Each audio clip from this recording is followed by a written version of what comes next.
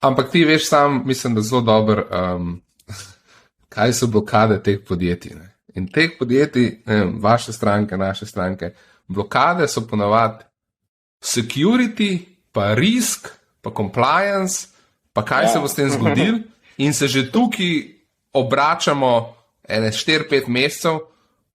In kaj bi ti nekomu rekel, recimo, da je tvoja stranka, pa je mogoče že trenutna stranka, se ne vem, pa on reče, hej Boris, jaz razumem ta use case, ta knowledge graph, ta ticket, da se v bistvu izognemo tem ticketom, da hitreje pridem do odgovora, da imam ta chain teh API-ov, to vse jaz razumem, ampak če mi to odpremo temu algoritmu in ga pripeljamo noter, a imajo zdaj oni naše podatke, ali nimajo, ali imajo pa jih ne rabijo uporabljati, kaj se zares s tem dogaja, a mi moramo obvestiti naše stranke in kogarkoli, da so te podatke zdaj, da mi to uporabljamo, a je to zdaj legalno ali ni, čisto prestrašeni, kaj jim bi v bistvu rekel?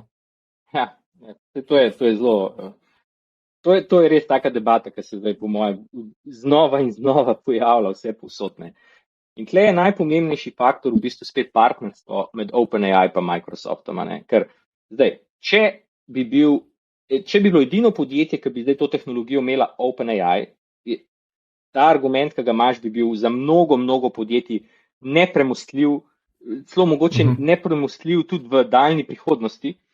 Ampak zdaj pa je dejstvo, da vsi te modeli od OpenAI so del Azure-ja. To obstaja Azure OpenAI Service, ki je v bistvu na Microsoftovi infrastrukturi, pod Microsoftovo kontrolo, compliant z vsemi stvarmi, s katerimi je compliant Azure Cloud.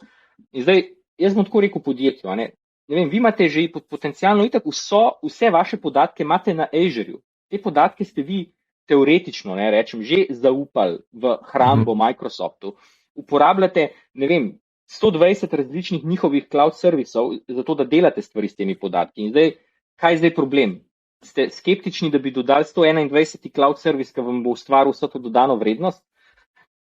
Mislim, da je to zelo šibek argument.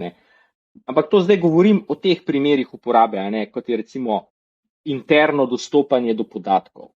To so razmeroma low risk primeri uporabe. Zdaj, drugačna zgodba bi bila, če bi podjetje reklo, recimo, da imamo eno firmo v zdravstvu in bi reklo, super, zdaj bomo pa mi uporabljali GPT modele za triažo srčnih bolnikov v tej naši bolnici.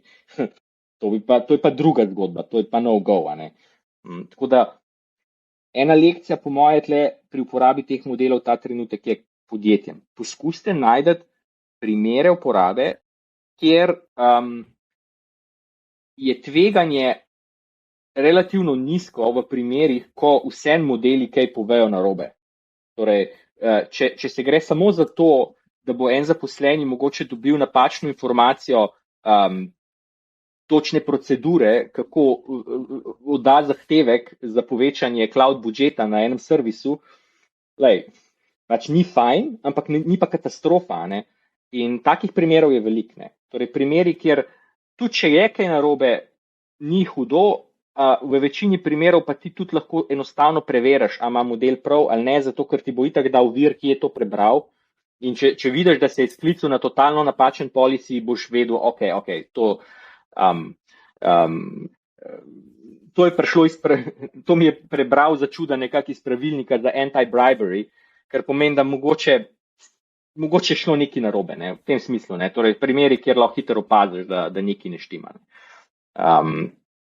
Tako da ja, bo pa po moje tega zelo veliko. Jaz mislim, da bo skoraj vsako podjetje, ki je na Microsoftovem stacku, bo šlo v implementacijo takih stvari v relativno kratkem času, po moje. Tako, kot smo imeli ta dvig, v 3 mesecih 100 milijonov uporabnikov ChatGPT-ja, danes verjetno še nekoliko več, v eni točki se bo podoben adoption curve v podjetjih začel odvijati.